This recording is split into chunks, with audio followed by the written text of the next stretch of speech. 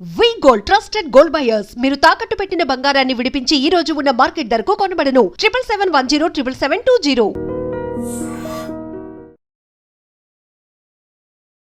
So ఈ రోజు కూడా మనం యోగా డేని సెలబ్రేట్ చేసుకున్నాం. మీరు చేశారా యోగా డే? చేయలేదు. ఎందుకు? నేను జిమ్ చేస్తాను, యోగా చేయను. ఓకే. సో మీ హెల్త్ సీక్రెట్ ఏంటి అంటే? జిమ్ అమ్మా, అంతే అంతే, ఇంకేమో. వాట్ ఈస్ ఒక డైట్ లేకుంటే మిగతా ఫుడ్ హ్యాబిట్స్? డైట్ పెద్దగా ఏం లేదు, కానీ కొద్దిగా ఏదో కష్టపడి ఈ మధ్యనే తగ్గించే ప్రయత్నం చేస్తున్నా. కాబట్టి కొద్దిగా వాచ్ వాట్ యు ఈట్, అంతే. ఎక్కువ like they say burn more than what you consume. Okay. So food habits? నాకు పెద్ద ఫుడీ కాదు నేను, కాబట్టి ఏం పెట్టినా తింటాను. I'm not very Fasi. Next CM అవుతారా కేటీఆర్ అంటే? ఒక్కటి మాత్రం చెప్పగలను, 2028లో కేసీఆర్ గారు సీఎం అవుతారు. ఇక ఆ తర్వాత ఏమవుతుంది, ఎప్పుడో ఏమవుతుంది అంటే, నేను జ్యోతిష్యుని కాదు. నేను చెప్పినట్టు నాకంటూ అంబిషన్స్ పర్సనల్గా ఏం లేవు. Okay. So simple are branded వస్తువులు? రెండు ఉన్నాయి నాకు, సింపుల్ ఉన్నాయి, బ్రాండెడ్ ఉన్నాయి. I have a mix of both. Okay. Car racing అంటే ఇష్టమా మీకు? ఎస్, ఆఫ్ కోర్స్, డెఫినెట్గా ఇష్టం. ఫార్ములా ఈ కార్ రేస్ వచ్చింది మన దగ్గరికి, అదొక కారణం. బట్ అదర్వైజ్ కూడా ప్రపంచ పటంలో హైదరాబాద్ని పెట్టాలి, తెలంగాణను పెట్టాలి, నా రాష్ట్రాన్ని నేను గర్వంగా భారతదేశంలో ముందు పెట్టాలి, తర్వాత ప్రపంచ పటంలో పెట్టాలి. అది అంబిషన్. దాని తప్ప నా వ్యక్తిగతమైన ఇష్టాలు చాలా ఉన్నాయి, అవన్నీ నేను తీసుకొచ్చి ప్రజల మీద ఎందుకు రుద్దుతాను. కానీ ఎలక్ట్రిక్ వాహనాలు అల్టిమేట్గా ఫ్యూచర్. సో వాటికి సంబంధించి ప్రమోషన్ చేయాలి. ఎలక్ట్రిక్ వాహనాల వినియోగంలో మాత్రమే కాదు, ఉత్పత్తిలో, తయారీలో, రీసెర్చ్లో, ఇన్నోవేషన్లో తెలంగాణ అనేది ఎపిసెంటర్ కావాలి. అందుకని ఆ రోజుల్లో అట్లా ప్లాన్ చేసాం, ప్రమోట్ చేసాం, పాలసీ తెచ్చాం, మొబిలిటీ వీక్ పెట్టాం, ఫార్ములా ఈ కార్ రేస్ తెచ్చాం. కొంతమందికి అర్థమవుతుంది, కొంతమందికి అర్థం కాదు. వారి వారి స్థాయిని బట్టి ఉంటుంది. ఏం చేస్తాం? రోల్ మోడల్ అంటే ఎవరున్నారు? కేసీఆర్. ఇంకా డౌట్ ఎందుకు నీకు? ఇంకా వేరే వాళ్ళు ఎందుకు? నాకు ఇంట్లోనే అంత పెద్ద రోల్ మోడల్ పెట్టుకుని ఆయన మించి ఇంకేముంటుంది? Favourite person? ఫేవరెట్ పర్సన్ అంటే అది కూడా రోల్ బట్టి డిపెండ్ అవుద్దాం. అట్లా అంటే ఇప్పుడు చాలామంది ఉన్నారు. అమ్ముంది, భార్య ఉంది, కొడుకున్నాడు, కూతురుంది, నాన్నున్నారు, ఇంతమంది ఉన్నారు. ఫేవరెట్ పర్సన్ అంటే ఏం చెప్తా? ఎస్. సో కేటీఆర్ అంటే ఏం చెప్తారు కేటీఆర్ గురించి? నా గురించి నేనా? ఏమో అంటే maybe I'm not performing to my potential. ఇంకా చాలా చేయాలి. I'm not working hard enough. So you are not up to the mark అనుకుంటున్నారా? అంటే నేను చేసేటప్పుడు బాగానే చేస్తాను, కానీ పని స్టార్ట్ చేయడమే కష్టం. స్టార్ట్ చేస్తే బాగానే చేస్తాను, ఆ స్టార్టింగ్ ట్రబుల్ కొద్దిగా ఉంది. So you need a push వెనకాల నుంచి ఇలా? పుష్ ఏమొద్దు, నాకు పుష్ చేస్తే ఎవడెక్కడ బాయిలో నూకుతాడని డౌట్ ఉంటుంది. కానీ కాదు, మనది మనమే సెల్ఫ్ మోటివేటెడ్ ఉండాలి కదా. మనం మొదలు పెట్టాలి పని, ఏదైనా సీరియస్గా మొదలు పెట్టాలంటే సెల్ఫ్ డ్రివెన్ ఉండాలి, మోటివేషన్ ఉండాలి. అదే అప్పుడప్పుడు ఏమవుతుందంటే ఎగ్జిస్టెన్షియల్ యాంగ్స్ట్ ఉంటాం కదా, ఏం చేస్తున్నాం, ఈ నాన్ సెన్స్ ఏంటి, రాజకీయం, ఈ రోత, ఈ టైప్లో వచ్చినప్పుడు కొన్నిసార్లు డిమోటివేట్ అవుతాం. మళ్ళా కాదు, మా బాస్ సీఎం కావాలి, మా కేసీఆర్ గారు మళ్ళీ ఆ కుర్చీలో కూర్చోవాలి, ఈ పనికి మాలిన విధవలందరూ రాష్ట్రాన్ని నడుపుతుంటే మా బాస్ అక్కడ కూర్చోవడం ఏంటి అని బాధేసినప్పుడు మళ్ళీ అరే నథింగ్ డూయింగ్, చల్ లెట్స్ ఫైట్, ఆ టైప్లో మళ్ళీ సెల్ఫ్ మోటివేషన్ వస్తుంది. ఓకే. కేటీఆర్లో ఏదన్నా మార్పు రావాలి అనుకుంటే? అయ్యో చాలా రావాలి. ఎలా? చెప్పాను కదా, కొద్దిగా లేజినెస్ తగ్గించుకోవాలి, నేను బాగా తిరగాలి, బాగా కష్టపడాలి, ఇంకా చాలా చేయాలి. చాలా ఉన్నాయి, ఒకటెందుకు చాలా ఉన్నాయి. కేటీఆర్కి మార్క్స్ వేయమంటే ఎన్ని వేస్తారు మీరు? ఎబ్బే అట్లా నాకు నేను మార్కులు ఇచ్చుకునేంత చాలా, అది self certification is a bad thing in especially when it comes to our own selfs. I think అది చెప్పలేను, వేరే వాళ్ళు చెప్పాలి, అది నేనే చెప్తా. సో కేసీఆర్లో ఒకవేళ ఏదైనా మార్పు రావాలి అంటే? కేసీఆర్ గారిలో ఏం రావాలమ్మా మార్పు? పాపం ఆయన is achieved Telangana, is achieved his life ambition, then he led the state brilliantly. ఆయనలో ఏం మార్పు కావాలా? మా అందరిలో మార్పు రావాలా, మా నాయకుల్లో మార్పు రావాలా, మేము ఇంకా కష్టపడాలా. పెద్ద ఆయన మాకు ఇంత పెద్ద రాష్ట్రాన్ని ఇచ్చి ఇంత పెద్ద ప్లాట్ఫామ్ ఇచ్చాడు, ఆయనకి మేము as a token of gratitude, as a token of thanks మేము పనిచేసి వారిని మళ్ళీ తిరిగి అధికారంలో తీసుకొని రావాలా.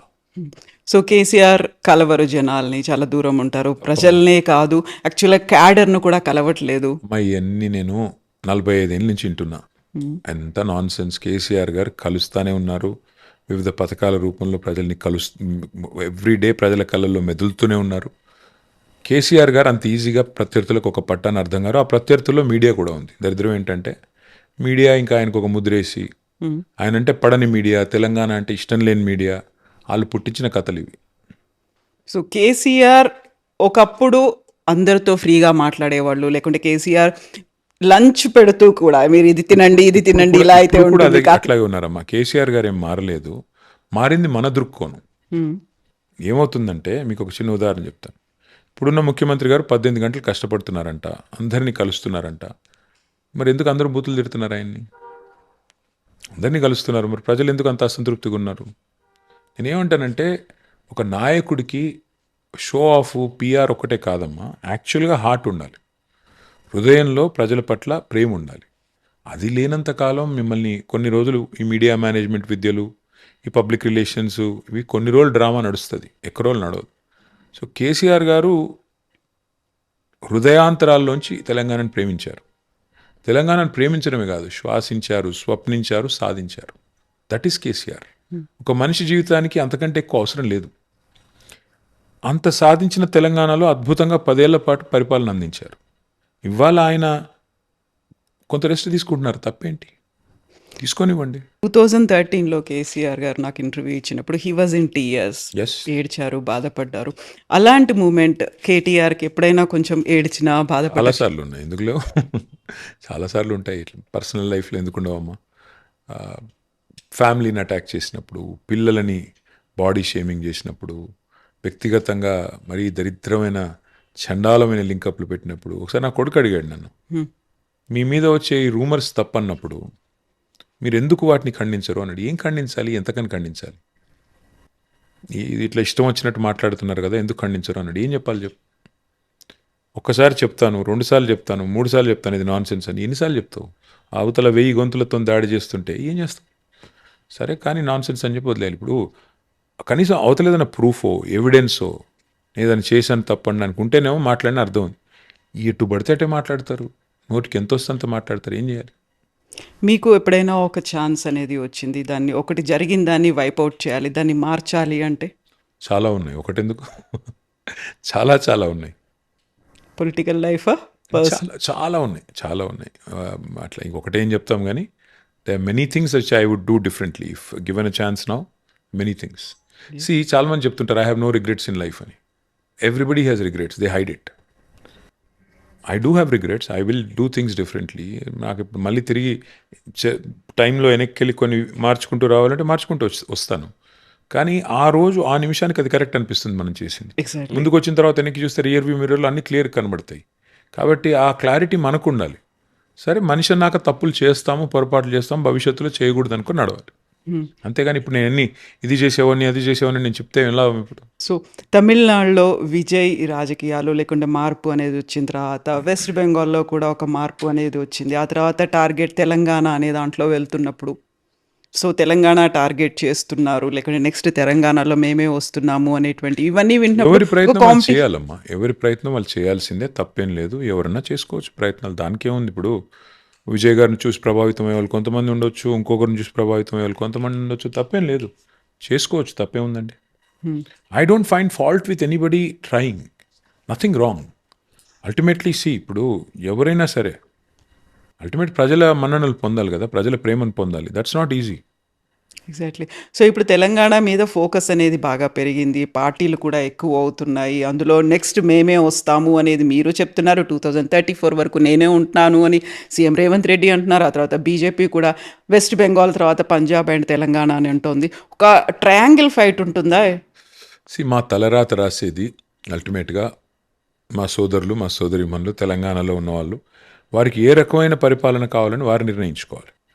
కేసీఆర్ గారి పరిపాలన మీరు చూశారు, 12 ఏళ్ళుగా మోడీ గారి పరిపాలన మీరు చూశారు, ఇప్పుడు రేవంత్ రెడ్డి గారి పరిపాలన మీరు చూస్తున్నారు. మీకు ఏం కావాలో మీరు నిర్ణయించుకోండి. 3 పరిపాలనలు, 3 ప్రభుత్వాల సామర్థ్యం మీ కళ్ళ ముందు కనబడుతుంది.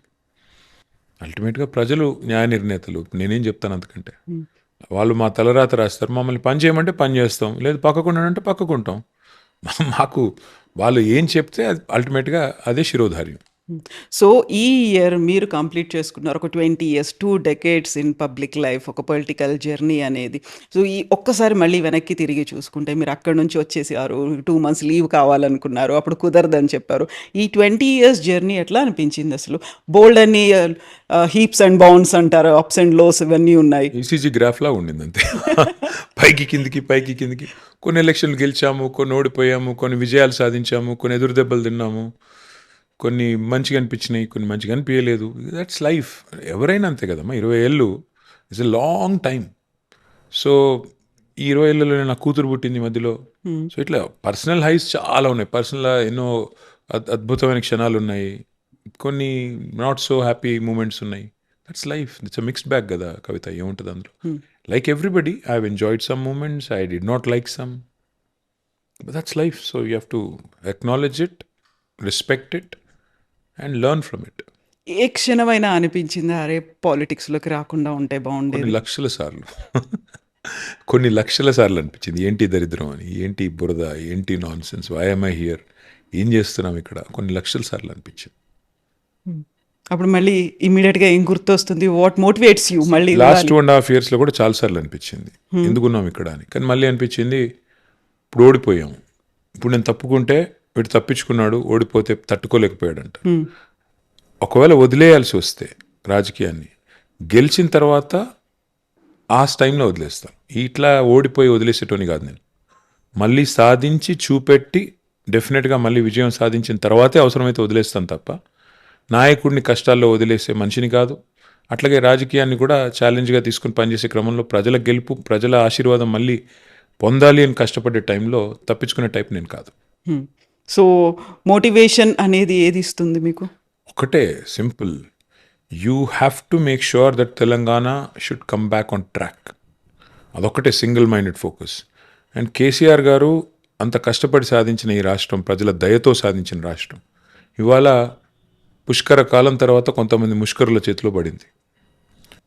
డెఫినెట్గా ఈ రాష్ట్రాన్ని కాపాడుకోవాల్సిన బాధ్యత ఈ రాష్ట్రాన్ని సాధించిన వ్యక్తుల్లో ఒక చిన్న పాత్ర పోషించిన వ్యక్తిగా నా మీద కూడా ఉంది.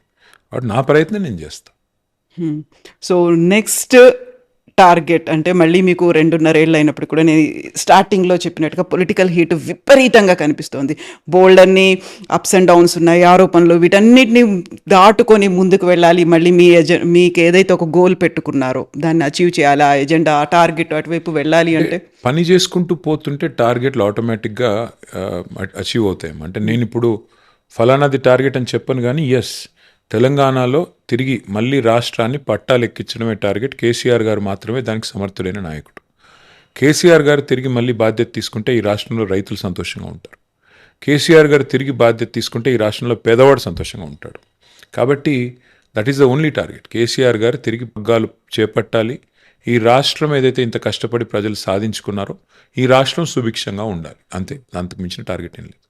సో ఈ మధ్య కాలంలో జరుగుతున్నటువంటి పొలిటికల్ ఇష్యూస్, అప్డేట్స్ ఇవన్నీ చూసిన తర్వాత ఎన్సీపీ, ఆ తర్వాత శివసేన, ఆప్, తృణమూల్ కాంగ్రెస్, ఆ తర్వాత బిజు జనతాదళ్, పార్టీలన్నీ చూస్తే next target is BRS next అనేటువంటి టార్గెట్ ఏంటమ్మా? మమ్మల్ని ఆల్రెడీ టార్గెట్ చేశారు కదా.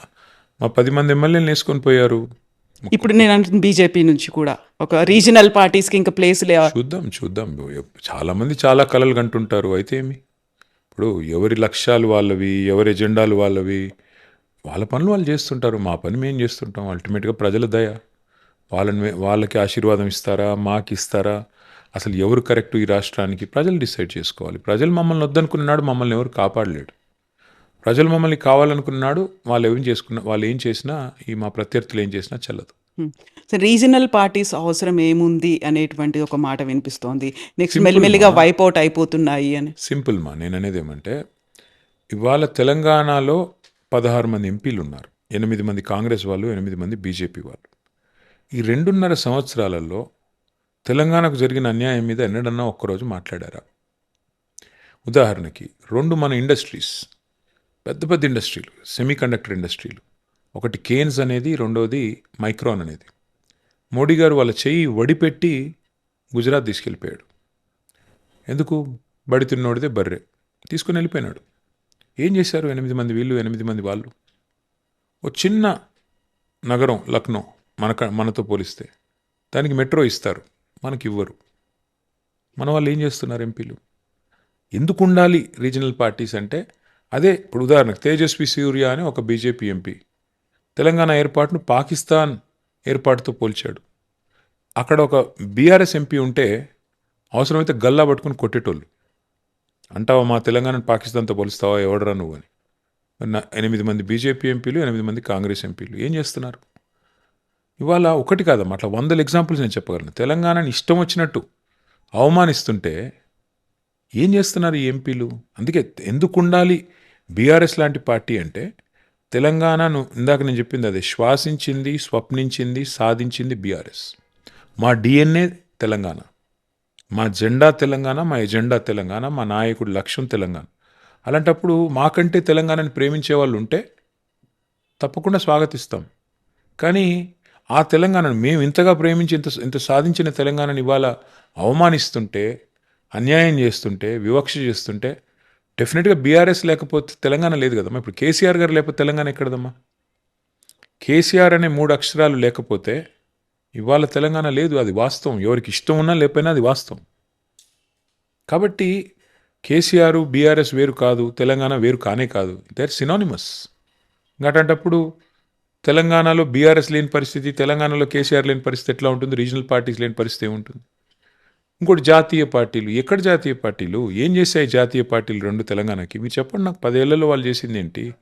ఈ 2.5 ఏళ్ళుగా వీళ్ళు చేసింది ఏంటి? 12.5 ఏళ్లలో బీజేపీ గవర్నమెంట్ తెలంగాణకు చేసింది ఏంటి? ఒక పని చెప్పండి, ఫలానా పని చేశారని. ఎందుకు ఉండాలి మరి ఆ జాతీయ పార్టీలు తెలంగాణలో? ఆ జెండాలు ఎందుకు ఉండాలి అసలు ఇక్కడ? ఈ ఎలక్షన్స్, రాబోయేటువంటి అసెంబ్లీ కావచ్చు, పార్లమెంట్ ఎలక్షన్స్ వరకు బీఆర్ఎస్ స్ప్లిట్ అవుతుంది అనేటువంటి ఒక మాట ప్రతిసారి అది వినిపిస్తుంది. కలలు వారికి ఉంటాయి. ఎవరో కలగంటున్నారు అట్లా అవుతుందని. ఏదో జరిగిపోతుంది. ఎందుకు అవుతుంది? ఏం అవసరం ఉంది మాకు? మా పార్టీ పటిష్టంగా ఉంది, పని చేసుకుంటూ పోతున్నాం. మాకు నాయకుడు ఉన్నాడు, నాయకత్వం ఉంది, మా క్యాడర్ ఉంది, బ్రహ్మాండంగా ప్రజల్లో ఆదరణ ఉంది. అట్లాంటప్పుడు మాకేం కర్మ? ఏదో జరగాలి, అది విష్ఫుల్ థింకింగ్. ఎవరికో ఏదో కోరికలు ఉన్నాయి, ఏదో జరగాలి అని. దానికి నేనేం చేయగలను, ఎవరేం చేయగలరు? సో బీఆర్ఎస్కి ప్రజల్లో ఇంకా ఆదరణ, లేకుంటే మేము మిస్ అయిపోయాము, మళ్ళీ తిరిగి రావాలి అనేది చూస్తారు కదా. Our comeback is going to be greater than the small setback. It will be a great comeback. ఒక తుఫాన్ లాగా మళ్ళీ బీఆర్ఎస్ వస్తుంది, మీరు చూడండి. Yes, thank you so much. Thank you Kavitha. And best wishes. 20 years complete అయినందుకు congratulations to you. Thank you. Thank you. Thank you.